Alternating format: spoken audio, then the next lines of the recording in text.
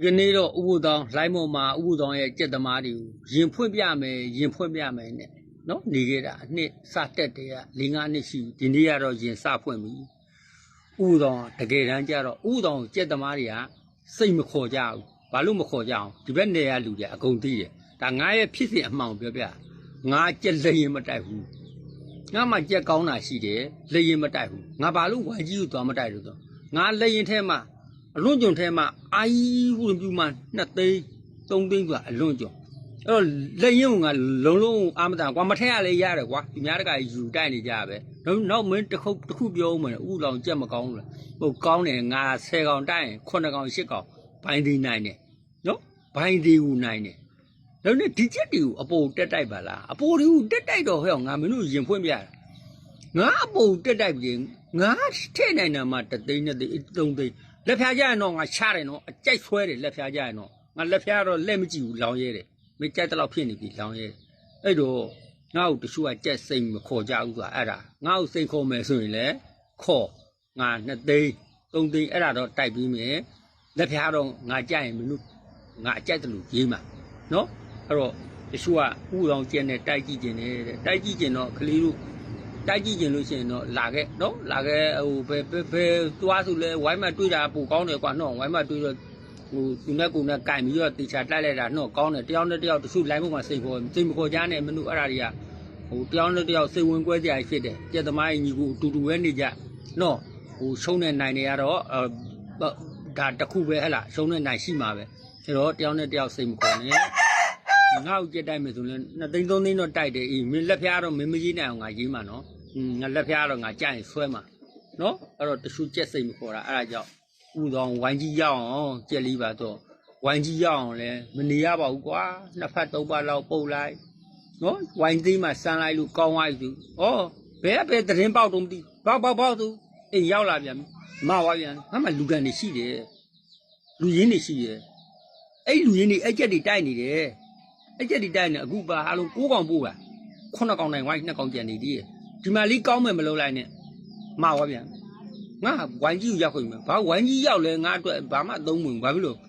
ငါမှလက်ရင်မှမတိုက်တာယူအဲ့တော့သူတို့နဲ့ထိုက်တန်တယ်သူတို့ကောင်းမွန်တိုက်တယ်နောက်ပြီးတော့နိုင်ရင်လည်းအောင်မောင်းလည်းပြီးတယ်ကြက်ဖိုးလည်းကောင်းမွန်သူတို့တိုက်ပြီးလို့ရှိရင်ကြက်ဖိုးပုတ်ပွက်ပြီးကြိုက်ပြီးကြိုက်တဲ့လောက်မတန်တဲ့ဈေးလောက်ကိုငါ့ကိုပေးရနော်ဥတော်ရဲ့တာရင်ဖွင့်တဲ့စကားပါကွာဒီနေ့နော်ဥတော်လက်ရင်ဘယ်တော့မှမတိုက်ဘူးဝိုင်းကြီးကိုလည်းတိတ်မတိုက်ဘူးသူကလက်ရင်မှ3သိန်း2သိန်းဆော့တယ်လူဝိုင်းကြီးသွားတိုက်လို့ဘိုးလို့ရမုံဝိုင်းကြီးမှ20 30 50သိန်းလွတ်နေနော်တိုက်ချင်တယ်ဆိုရင်တနေ့ဆုံတဲ့ကြာကြတော့ဝိုင်းသိမ်းမှာတိုက်လိုက်ဘေးထဲမဲ့ကောင်တွေကတော့အများကြီးရှိတယ်ငါကတော့2သိန်းပဲ3သိန်းပဲဒါပဲနော်ဒါဥပဒေရဲ့ကြက်တိုက်လာရဲ့နီးစနစ်အမှန်ပဲငါချီရကြက်ငါချီရကြက်နိုင်ဘူးပတ်စံလောင်းပြီးရဖို့ဆိုတော့တိတ်မမျော်လင့်နဲ့ငါနည်းနည်းပဲလောင်းတာနော်မနေ့ကခြုံသွားတဲ့အဖြစ်ပြက်ဆိုတာလေငါကောင်လေးနော်ငါကောင်လေးပါလာလို့အလူကြီးဆော့မိတာဟဲ့လားငါကောင်လေးမပါလာရင်ငါနေတွက်နဲ့ရအောင်ဆော့ပြီးငါပြန်သွားမှာနော်ဒါဥဆောင်ဒီနေ့ရင်ဖွင့်ပြတာဟဲ့လားကဲဥဆောင်ဖမ်းမှာနော်အမြဲတစေနားထောင်းနေတဲ့ကလေးတွေဥဆောင်ဒီနေ့ပို့ကလေးတပုတ်တင်မယ်အဲ့တော့မနေ့ကကြက်ပွဲတပွဲမှာဆိုဥဆောင်ရဲ့ဥဆောင်တူတယောက်ရဲ့နော်ပတ်စံရမ်းပြည်လေတဲ့လူတယောက်နော်ဒါတော်ဒီဝိုင်းမှာတော်များများရှုံးခဲ့အဲ့တော့တိုက်တဲ့ကြက်ကနေပြီးတော့ကြက်နဲ့ဖြူပစ်ကလေးကြက်နဲ့တိုက်တယ်နော်အဲ့တော့မကူဖြူပစ်ကလေးကမကူနေပြီးတော့ကြက်ွာအဲ့တော့ဒီနှစ်ကောင်အားဆိုရင်ဖြူကြက်ကနည်းနည်းမြင့်တရားအောင်လေငေါမြင့်တရားအောင်ပါထားတယ်နော်နောက်သူကဝိုက်တက်တော်များထားတယ်နောက်နေပြီးတော့ကြက်ကဆိုရင်အထိုင်ခင်းဒုတေကြက်ရ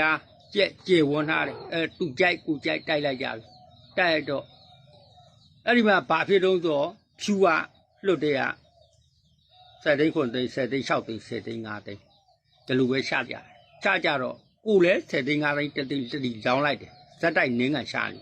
အဲ့ရချိုင်မတ်တကနေပြီးတော့ကြက်က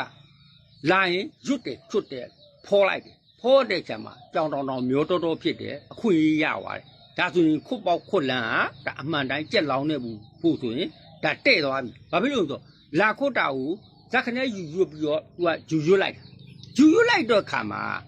ကြက်ကဟိုဘက်ကြက်ကကတောင်းကနေဖြစ်သွားတယ်ကတောင်းကနေဖြစ်သွားဆိုနောက်ဆုံးသူ့မကူအဲ့မကူဘကူဘက်ကိုဖြူးမကူဘက်ကို60တိပြန်ပေါက်သွားတယ်10သိန်း6သိန်းတိပြန်ပေါက်သွားတယ်နော်10သိန်း6သိန်းပြန်ပေါက်သွားပြီမှာဖြူးမကူကပြန်ခေါ်တယ်အဲ့ဒီမှာဘာဖြစ်တုံးဆိုတော့ဒီကြက်ဝါဟာ तू ကရိုးရိုးဖောတယ်ချောတယ်လိုင်းပြက်ကန်တယ်ဒါမျိုးလုံနေတဲ့ကြက်ကကြက်နှစ်ကောင်သွားကတ်လဲကတ်ဒါကြောင့်ဥတော်ပြောနေတာကြက်ကနှုတ်သီးကန်းရောက်မှလောင်းဆိုဒါပေမဲ့ဥတော်ကနှုတ်သီးကန်းမရောက်ခင်ဒီလိုအလံနဲ့တင်ဥတော်ကဖွဲ့စည်းပုံကောင်းဒူကောင်းဒေးကောင်းနဲ့ကျယ်ဝန်းတဲ့အနေထားနဲ့လောင်းလိုက်တာနောက်ဆုံးကြတော့ဘာဖြစ်လို့နှစ်ကောင်ပူးတာနဲ့တပြိုင်နက်ဟဲ့ဒီကောင်းကဟဲ့ဒီနှုတ်ပြီးရှိမှဟဲ့လိုတဲ့ခံပေးတာဟဲ့ဒီတပေါက်ကြောင့်ပတ်ချုံးတာအဲ့ဒီတပေါက်ကိုလည်းမကူကအောက်ကောင်းကိုပြီးပြင်းမခွတ်တတ်တဲ့အချိန်မှာဒါသူပြန်ပြီးတော့ရွင့်နိုင်လို့ရတယ်တကယ်လို့ကြက်တကောင်ကအောက်ကောင်းခံနေဥမာအလေတဲကိုဝင်ပုံးတယ်ဒါဆိုရင်ငါတို့လက်ခံပေးလို့ရတယ်ဒါပေမဲ့ဒီကြောက်ဝါဒီ33သိန်းတိုက်တဲ့ကြောက်သူကြောက်ဝါတကယ်ငါ့ကိုအပြစ်မမြင်နေအောင်တော့သူပြောပြတာမျိုးအဲ့တော့ဒီတစ်လစ်လေးတေးပြီးတော့ဒီနှုတ်ပြီးရှိလေးမှငိန်ခံပြီးတယ်ဆိုတော့ဒီကြက်ကတာ33သိန်းတိုက်လို့မရဘူး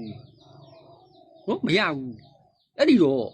ဒီလိုတိတ်ခံတဲ့အချိန်မှာတွားချုံးတာဘာဖြစ်လို့ဒီလိုချုံးနေရတော့အောက်ကောင်းကိုမကူကမခွတ်တတ်တဲ့အချိန်မှာ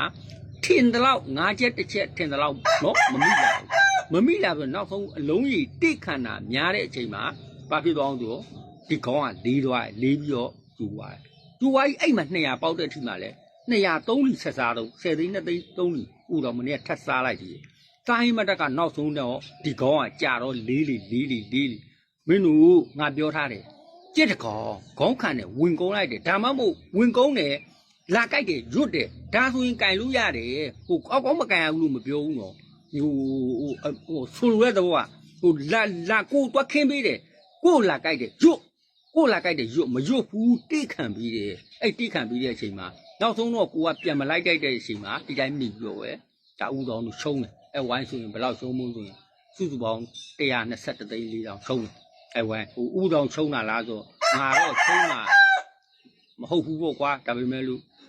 ဟုတ်လားဟိုလောင်းတဲ့လူကတော့ကိုလူကတော့လောင်းမိသွားပြီဟုတ်လားအဲ့တော့ဒီလိုအပူးရှိတ်ခံမရောက်ခွင့်တဲ့ကြက်တီကိုမလောင်းဖို့ရဲ့အခုလိုကြိုက်လိုက်တဲ့အချိန်မှာဥအောင်လောင်းတာရဲ့ဒီလိုတိတ်ခံတဲ့ကြက်ကူတော့မင်းတို့ကောင်ကြီးလုံးဝမကင်ဘူးအကြောင်းနော်ဒီလိုတိတ်ခံရင်တိတ်ကုန်းပြီးတိတ်ခံရင်တောက်ချောက်ကုန်းနေဦးမှာပဲနော်အဲ့တော့ကြက်လေးကင်တာလဲဟိုဝိုင်းကြီးဆင်းတာနည်းနည်းပါးလေးဂူးဆိုင်ကြအောင်ဒါအပြည့်ပြောခြင်းမဟုတ်ဘူးနောက်ဒါမျိုးကင်နေဆိုရင်ဒါမျိုးဆက်ဖြစ်မှာကြောက်လို့ဟဲ့လားနော်ကိုလာကင်လို့မှမရွတ်ထားဘူးကုန်းတာကတော့လုံးဝကင်လို့မရဘူးဟဲ့လား